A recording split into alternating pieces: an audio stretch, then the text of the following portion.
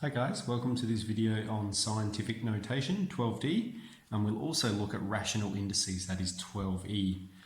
So we're just doing a bit of a recap with scientific notation. We're just firstly expressing a number in decimal form into scientific notation, and then we're going to take a number that's in scientific notation and put it into decimal form. So I'll just explain exactly what I've done here.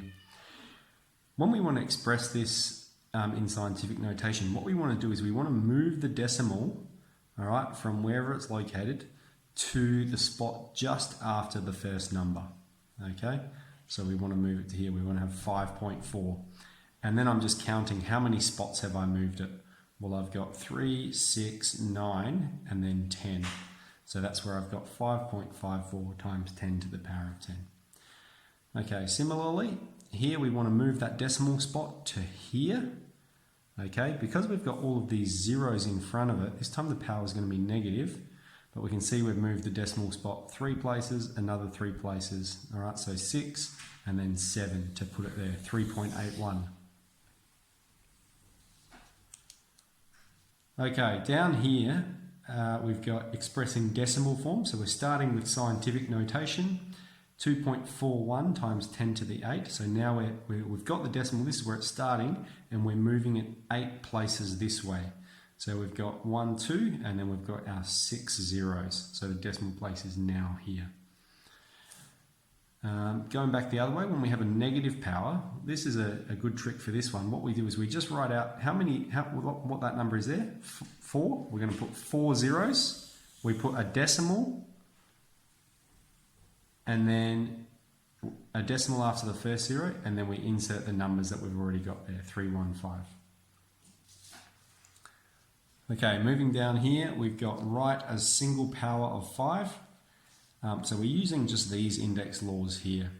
If we have a to the half, that's root a. If we have a to the third, that's the cubed root of a. If we have a to the 1 on n, that just means the nth root of a. N could be any integer.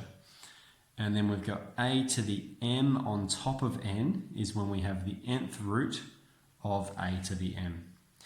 So our question asks us to write these numbers as a single power of 5. So the first one here is just going to be 5 to the power of a third. That's just using the very second index law lifted above. Then here we've got 1 on top of root 5. So what that means is we've got 1 on top of 5 to the power of a half, and we can express that as 5 to the power of minus half. Okay, in C we have the square root of 5 to the power of 3. So that means we've got 5 to the power of a half to the power of 3. And our index law is when we have a power inside the bracket and a power outside the bracket, we just multiply those two. So this becomes 5 to the power of 3 times a half, which is 3 on 2, okay? The power multiplies by the 1, multiplies by the top number. And then in D, we've got 5 squared at the top of the fraction. 25 is 5 squared. And at the bottom, we have 5 to the half. And now these have the same base, which means we can perform that index law where we subtract the bottom power.